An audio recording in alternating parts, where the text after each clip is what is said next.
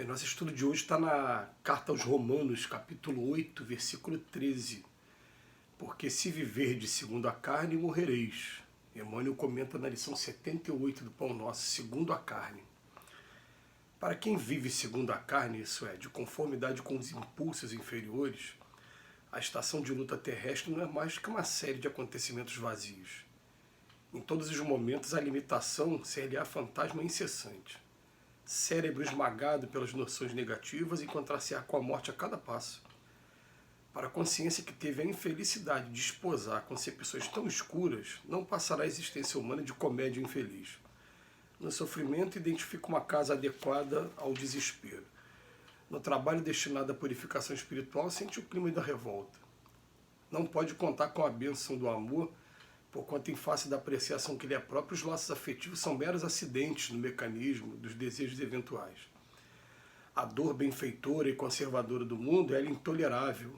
A disciplina constitui angustioso cárcere e o serviço aos semelhantes representa pesada humilhação. Nunca perdoa, não sabe renunciar, dói-lhe ceder em favor de alguém e, quando ajuda, exige do beneficiado a subserviência do escravo. Desditoso o homem que vive, respira e age segundo a carne. Os conflitos da posse atormentam-lhe o coração por tempo indeterminado com o mesmo calor da vida selvagem. Ai dele, todavia, porque a hora renovadora soará sempre.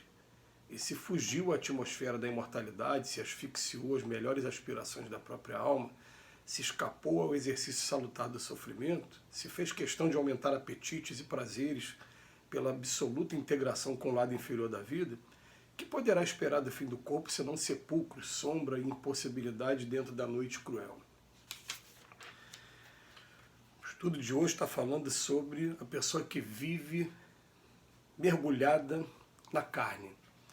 E que é muito comum ainda no mundo que a gente vive, já que no mundo que a gente vive, a grande maioria das pessoas ainda está preocupada única e exclusivamente em nascer, crescer, se reproduzir, ter um bom emprego, ter um bom salário para poder desfrutar os prazeres dessa vida material e depois acabar envelhecendo e morrendo. A maioria das pessoas, quando a gente fala a grande maioria, já revelei aqui, né, em alguns estudos, o resultado de uma pesquisa de um russo, dizendo que apenas 15 a 20% da população mundial se interessa pela vida espiritual, que todas as mais de 80% ainda estão preocupadas exclusivamente com a vida material.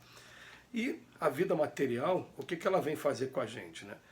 O Emmanuel vem dar uma interpretação bem mais extensiva a tudo que acontece àquela pessoa que vive presa única e exclusivamente à vida material, à satisfação dos prazeres mais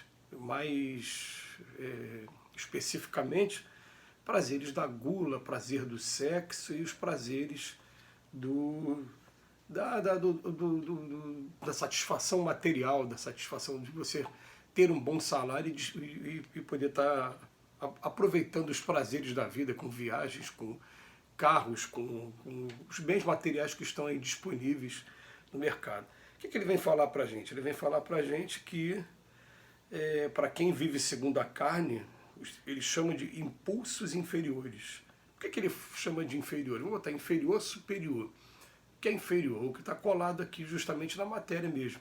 Quando Jesus falava, né, que víboras, ele não estava querendo ofender, ele estava dizendo que a víbora ela fica arrastando sobre a vida material sem olhar um segundo sequer para a vida espiritual. É uma víbora, está completamente colada no mundo material. Esse é o impulso inferior. O impulso superior está voltado para o mundo espiritual, para os outros mundos que a gente vive.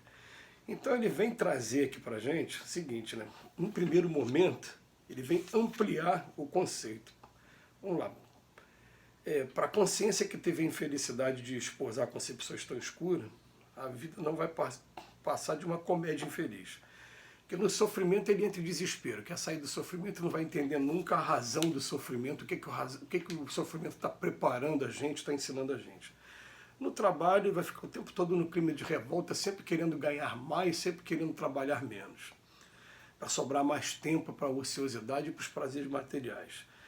Aí ele bota aqui, não pode contar com a bênção do amor, porquanto em face da apreciação que lhe é própria, os laços afetivos que ele tem são meros acidentes no mecanismo dos desejos eventuais. E é exatamente isso que acontece, né? A pessoa que está viciada unicamente na vida material, ele está preocupado com beleza física. Quando começa a vir envelhecimento, então o que acontece naturalmente com a carne, quando a gente descuida um pouquinho dela, ele vai querer trocar de companheiro, de companheira, vai querer o tempo todo estar experimentando prazeres voltados unicamente para a matéria. Depois ele bota aqui, a dor benfeitora e conservadora do mundo é intolerável para ele.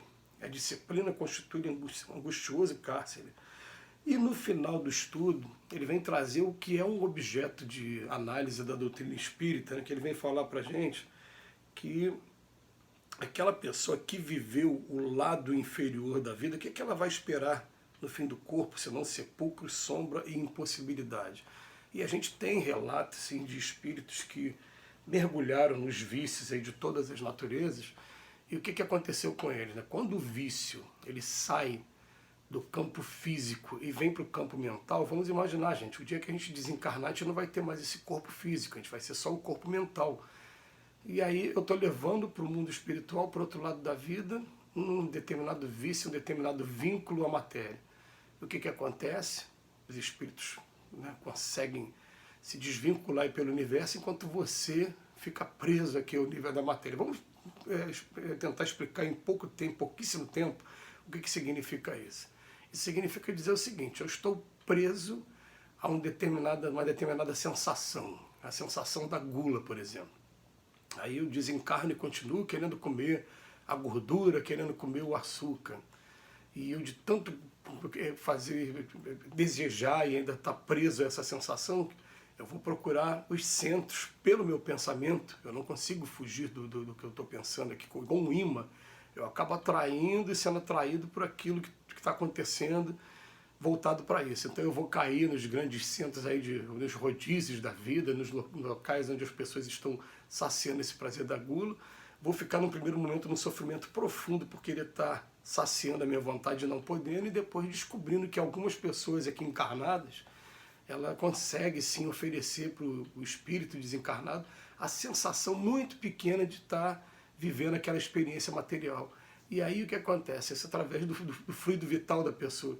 Isso vai se chamar de vampirização, né, como eu falo. Os espíritos vão ficar aqui procurando se aproveitar um pouquinho daquilo que eu estou fazendo. Isso em relação a cigarro, isso em relação a bebida alcoólica, isso em relação a gula, isso em relação a tudo que escraviza da matéria, de maneira que a gente precisa o tempo todo estar fazendo aquela análise com a gente mesmo. Será que eu estou dependente disso? Será que o dia que faltar isso, isso aqui vai ser uma coisa que vai me fazer sofrer muito? Será que eu conseguiria hoje viver somente do essencial mesmo, com água e me alimentando do básico do básico? Ou eu estou escravizado a essas formas aí? Tem gente que fica viciado no café, por exemplo, mas sente uma vontade de tomar um café e não tem café para tomar. Então é bom a gente ampliar hoje, né, com a visão que a doutrina espírita dá, o rol de coisas da vida material que ainda prende a gente, porque eu não preciso nem falar do sexo. É claro que a pessoa que está viciada no sexo, principalmente o sexo desregrado, se a mente dele está presa nisso, ele vai parar nos bordéis da vida, nos motéis. Uma vez o Divaldo Pereira Franco, falando de motel, por exemplo, ele falou assim, né, do espírita que frequenta motel. Ele fala, olha, eu vou só falar uma coisa, é muito difícil você atravessar um charco e não sair molhado. O ambiente espiritual que você está entrando é um ambiente espiritual em que você vai encontrar vários espíritos viciados ainda nessa parte, e raríssimas são as pessoas que frequentam esses lugares, os motéis, e têm essa proteção moral, natural dela através do recurso da prece, através do recurso, né, da retidão de comportamento, raríssimo. Então a grande maioria abre campo ali para que aquilo seja um verdadeiro teatro de horror, sendo admirado e sendo estimulado por aqueles que estão ali. É a palavra mais correta. Quer dizer, a pessoa vive nesse cenário de vida inferior e presa ainda às sensações da matéria que ele mesmo elegeu para ele mesmo. Então a gente vai, com o tempo, começando a olhar para o mundo espiritual e lembrando que Jesus fala para a gente, vamos construir patrimônio aqui no coração, onde nem os ladrões nem as traças terão acesso, porque é onde está o coração do homem, está a vida espiritual dele, está o tesouro maior dele.